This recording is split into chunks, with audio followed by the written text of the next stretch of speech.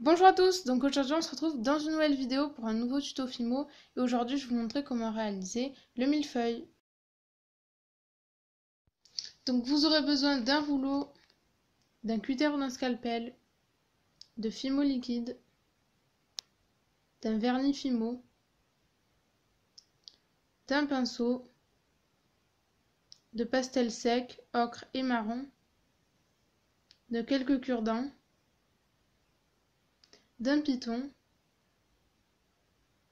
de pâte couleur champagne, chocolat,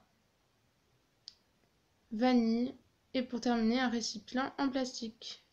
Donc on va commencer par prendre une boule de pâte champagne. Donc moi j'ai pris un assez gros morceau parce que je voulais le faire assez gros. Je viens l'aplatir au rouleau, donc il ne faut pas que ce soit trop fin ni trop épais. Voilà, il faut quand même que ce soit assez fin. Et je vais venir faire un grand rectangle avec mon cutter. Et ensuite, je vais couper 3 rectangles. Donc là j'aurai la place que d'en faire 2. Mais j'en ferai un troisième après.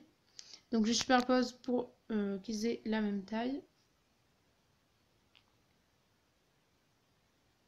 Donc une fois que j'ai les 3, avec mon scalpel, je vais venir faire des traits pour pouvoir faire la texture. Donc voilà, on fait ça sur tous les côtés du rectangle. Ça permet de donner une impression qu'il y ait plusieurs feuilles.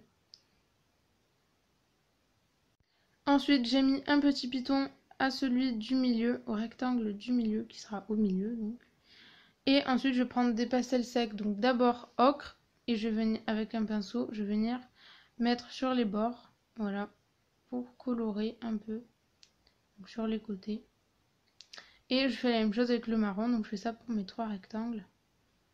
Voilà, avec le marron pour que ça donne un effet cuit.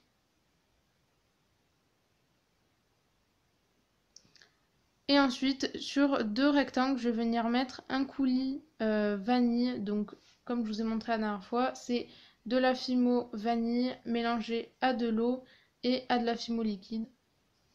Donc, je ne vais pas vous remontrer cette étape, vous connaissez maintenant. Et je vais venir en mettre sur mes 2 rectangles. Donc, après, on va pouvoir les superposer. Je vais mettre celui qui a le piton au milieu, donc, comme ceci. Et je vais venir mettre l'autre au-dessus. Ensuite, je vais prendre du coulis blanc et je vais en mettre sur mon rectangle.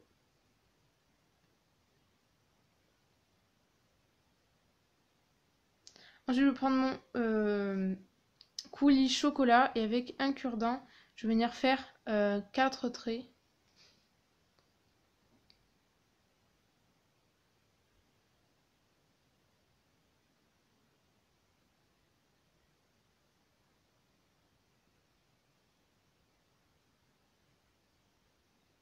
Et ensuite, on va venir, comme vous voyez à l'image, d'un sens et de l'autre. On va venir mettre le chocolat, enfin voilà, vous voyez mieux donc à l'image.